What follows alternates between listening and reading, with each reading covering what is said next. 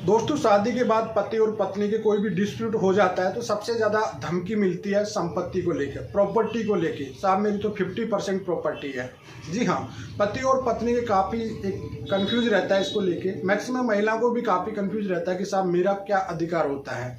तो आज की वीडियो में पूरी डिटेल में जानेंगे कि पति की संपत्ति में पत्नी का कितना अधिकार होता है, सास ससुर की जो संपत्ति होती है उसमें कितना अधिकार होता है, या होता भी या नहीं होता है, रहने का अधिकार है या फिर प्रॉपर्टी में ही हिस्सा है। तो पूरी डिटेल में जो भी डाउट रहते हैं, पति और पत्नी के जितने भी डाउट होंगे, जितने भी कमेंट आए, सबको लेके मैं इस वीडियो में आपका पूरा सोल्यूशन बता दूंगा। तो चलिए दोस्तों, नो टाइम पास नो बकवास, सीधा करते हैं काम की बात। मैं हूं हंस। सेकंड बात दोस्तों, कमेंट में नंबर ना छोड़िए। अगर आप मुझसे ही बात करना चाहते हो तो डिस्कशन में पूरी डिटेल होती है, अपॉइंटमेंट बुक करके आप बात कर सकते हो। देखिए दोस्तों, मान लीजिए अभी एक सुप्रीम कोर्ट के हाल ही में एक जजमेंट आया था जिसमें आपको सभी को पता होगा, सतीश चंद्रा आहूजा वर्सेज स्नेहा आहूजा करके 15 अक्टूबर 2020 को एक सुप्रीम कोर्ट ने एक रूलिंग निकाली जिसमें कहा कि shed house section 2 subsection S के तहत महिला को सास ससुर की संपत्ति और पति की संपत्ति सभी में रहने का पूर्ण अधिकार होता है। पहले 2006 तक तो 2006 से लेकर 2020 की कैटेगरी में वो घर आते थे जो शेड हाउस की कैटेगरी में जिसका पति ओनर होता था। लेकिन 2020 में 15 अक्टूबर 2020 को सुप्रीम कोर्ट ने ये कह दिया कि नहीं, सास ससुर का भी चाहे घर हो क्यों ना हो, लेकिन वो भी एक शेड हाउस की कैटेगरी में माना जाएगा। तो उसके बाद से कई महिलाओं को एक डाउट हो गया, साहब हम तो सास ससुर के घर में भी हमको तो सुप्रीम कोर्ट ने अधिकार दे दिया, हमको तो रहने का है, हमको तो हिस्सा, हमारा तो हिस्सा मिल गया। लेकिन ऐसा नहीं है, सिर्फ आपको रहने का अधिकार दिया सुप्रीम कोर्ट ने। सबसे पहली बात तो कि सुप्रीम कोर्ट आपको रहने का अधिकार दिया है, ना कि उसमें हिस्सेदारी या उसका कोई मालिकाना हक आपका किसी भी प्रकार से नहीं होगा। ना तो पति की संपत्ति में होगा, ना ही पत्नी की संपत्ति में, ना ही सास ससुर की संपत्ति में।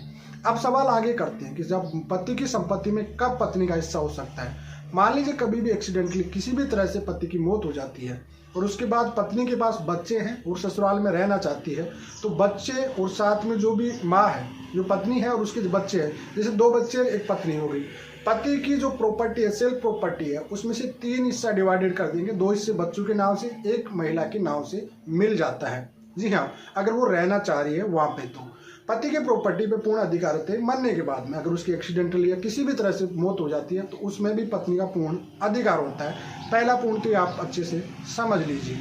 दूसरा पॉइंट मैं आपको बताता हूँ, बहुत इंपॉर्टेंट बात है। अगर आपका वन टाइम एलिमनी के बेस पे कोई भी अगर आपको प्रॉपर्टी दे रहा पति, चाहे वो मकान दे रहा है, चाहे वो कहीं भी प्लॉट दे रहा है, चाहे वो जमीन भी दे रहा है कहीं भी, अगर वो वन टाइम एलिमनी के बेस पे अगर आपके नाम रजिस्टर करा देता है तो उस भी संपत्ति में आपका पूर्ण अधिकार होता है। किसी भी प्रकार से आपको कोई दिक्कत नहीं होगी। थर्ड बात ये होता है कि क्या शादी के होते ही मेरा 50% हिस्सा हो जाता है, तो ऐसा कुछ भी नहीं है, आपका सबसे बड़ा डाउट होता है।